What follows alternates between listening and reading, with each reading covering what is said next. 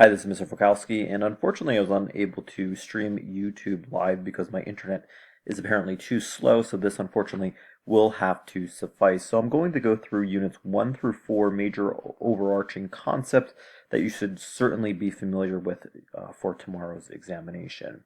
So we're to have a basic constitutional understanding of major events, first starting out with the Annapolis Convention, where delegates are already thinking about revising the Articles of Confederation. I would certainly be familiar with some of the major flaws of the Articles of Confederation, everything from lacking a national figurehead, lacking a national court system, each state having its own currency. It makes so many problems happen. But it's not really until we have Shays' Rebellion that we see a need to revise the Articles of Confederation. Rather, not just revise them, but scrap them altogether, and this will usher in the Constitutional Convention. I would also be familiar with major compromises, the New Jersey plan favoring smaller states in terms of population, in contrast to the Virginia plan. And of course, we merge some of the best aspects from both plans into the Connecticut plan, or the Great Compromise, where we're going to have a bicameral legislation made of two houses.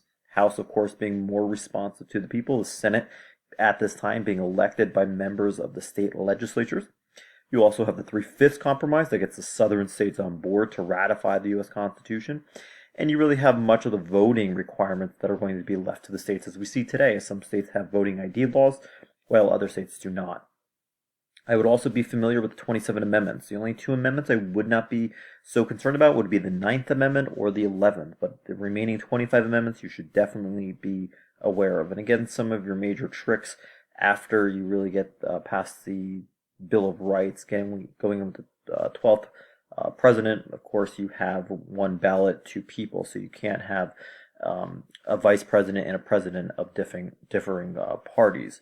13th Amendment, again, you just have to remember 13, 14, 15 have to deal with Reconstruction following the Civil War.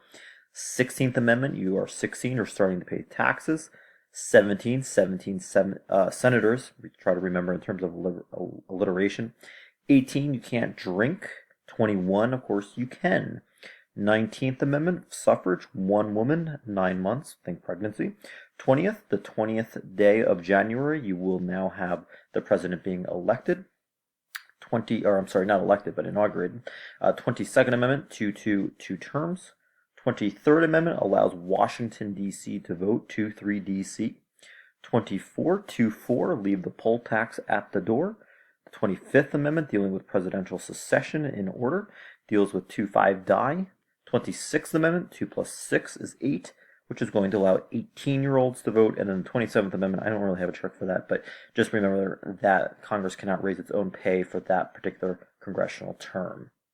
Now, be aware, too, of informal amendments. Perhaps since our Constitution is very slow to be changed, and that was purposely done, things like judicial review, technology, cultural changes are all informal changes, adding laws to our existing Constitution also are ways that the Constitution is going to be amended. Formal ways, simply amendments. Be aware of how that's done. You need to have at least 2/3 of the National Convention or 2/3 of Congress to pass, and then followed by 3/4 of the state legislatures. And again, that is a very high burden, and think we do not have that many amendments. So most of the change that we're going to see in the Constitution come from informal methods. I would also be aware of enumerated versus delegated powers. These are powers specifically stated in the Constitution word for word. They are not implied. Whereas reserve powers are given to the state governments in terms of the 10th Amendment, and concurrent powers are powers in which the national and the state governments both share power, such as taxation. Now, other aspects of the Constitution, rights that are going to be denied to the national government. For example, it specifies that no titles of nobility, no ex post facto laws are allowed, and that's specifically stated. You also have the full faith and credit clause and the privileges and immunities clause. You also have extradition clauses, and these are obligations that states have to one another. So if you go from New Jersey to California, your marriage would be recognized. Just because you leave New Jersey, that does not mean you do not get the same privileges, benefits that you would back in New Jersey. They can't treat the states, people from other states differently. And then you have the Electoral College. We should definitely know how that worked. And remember the big takeaway here. It's an indirect way of electing the president. The Electoral College is only used for the president, no other office. And then you have your three theories of democracy: pluralist, everybody's competing equally; hyper-pluralist, you have way too many, to the point where it's really controlling the agenda and you're going to inevitably lead to policy gridlock. And then you also have the very negative, gloomy theory, the elite theory, that really the rich control everything. Moving on now with federalism, dual federalism really was the main way of federalism up until FDR, where you had the national government very specific in its duties, and it never really overlapped with the states. So the feds were supreme in their roles and spheres, whereas the states were supreme in theirs. Yet after FDR, you begin to see a trend towards cooperative federalism, where you're going to see the federal government and the states begin to work together. There's also a concept known as devolution, where you're transferring power from the federal government to the state government, and that really was a hallmark of Ronald Reagan. And you see this with respect to Medicare, Medicaid to some extent, and that's even a push that Donald Trump wants to do as well. Now, in dealing with unfunded mandates as part of federalism, you have things such as the Clean Air Act. You also have the Welfare Reform Act, Americans with Disabilities Act. These are all examples of unfunded mandates where you're going to be transferring responsibility to the states and there's no funding attached. Contrast this to the current grant system, which is beginning more of a phenomenon known as fiscal federalism, and where you have block grants which are supported by the states. The states love block grants. They can use that money with no strings attached, versus categorical grants, which are a little bit more specific and basically state that if they want the money, they have to fulfill certain requirements.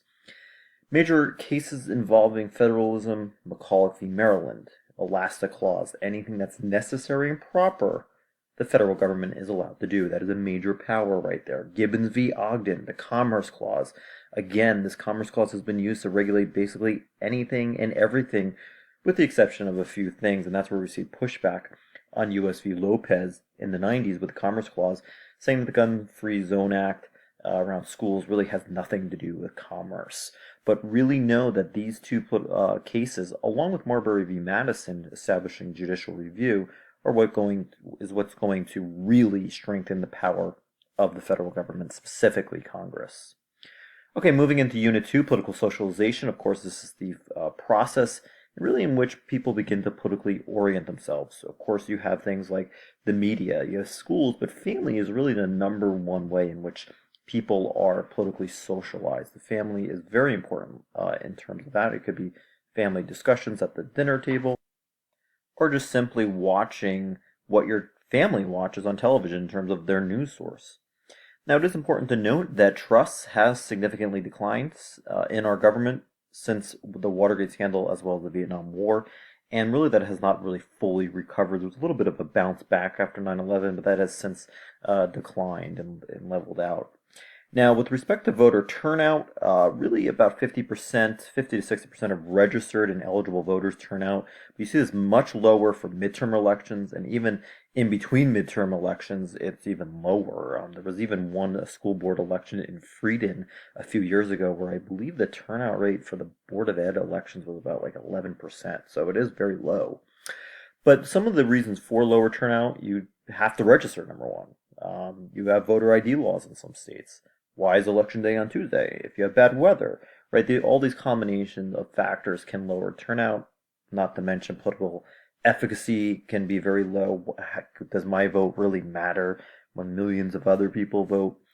Ultimately, this is going to culminate in the National Registration Act, or the Motor Voter Law, which is going to increase registration at the DMVs and overall amongst the eligible population, but this really doesn't give much of a bump for turnout in the end. Now, influences on voting should be familiar based on gender. Specifically, there is a gender gap between men and women. If you just had women voting in the 2016 election, overwhelmingly, Hillary Clinton would have won, versus males. If only males could vote, overwhelmingly Trump. So you do see a divide between the genders. And again, if you're looking at a subset of data on the AP GOV exam, and you see the sort of a difference 5 or more percent between male and females, that's the gender gap right there. Family, of course, can influence you. Religion, occupations, typically people in unions are going to be voting more Democratic versus businessmen and women are going to be voting more Republican. East Coast, West Coast tend to be more Democratic. Midwest, South tend to be more Republican. In terms of your voting amendments, you have your 15th, 19th, 26th, which you're familiar with. And then dealing with polls, really it's important to have random samples of around 2,000, and that can actually be pretty good at predicting an outcome. And you do not want more than 3 to 5% margin of error. And even when this is done with nationwide polls, it can actually be somewhat correct, although perhaps you could argue that the last election was not. Okay, so dealing with political culture here, when we're talking about your political culture, you're talking about specific elements such as voting equality, civic duty, but not economic or financial equality. That'd be something you'd find more in European countries. Now, in terms of conventional participation, voting number 1 in presidential elections is perhaps the most type of conventional participation. Writing letters, campaigning, certainly up that alley. Versus unconventional, think Martin Luther King with civil disobedience, protests, those tend to be the more common ones. Now, when we get into ideologies, they do overlap with political parties. However, when we're talking about ideologies, we're talking about a set of beliefs, whereas political parties tend to change, add on their, I guess you could say, the major tenets of their party tend to change with time. With liberals, of course, we know, more government. You're sort of in favor of more programs and a little bit higher taxes, versus conservatives tend to be more fiscally conservative, more conservative on social issues such as gay marriage and abortion. Libertarians just hate government altogether. The less government, the better. And socialists are the complete opposite, sort of think Bernie Sanders in the sense that government should be much, much more heavily involved, more than a liberal might suspect or want.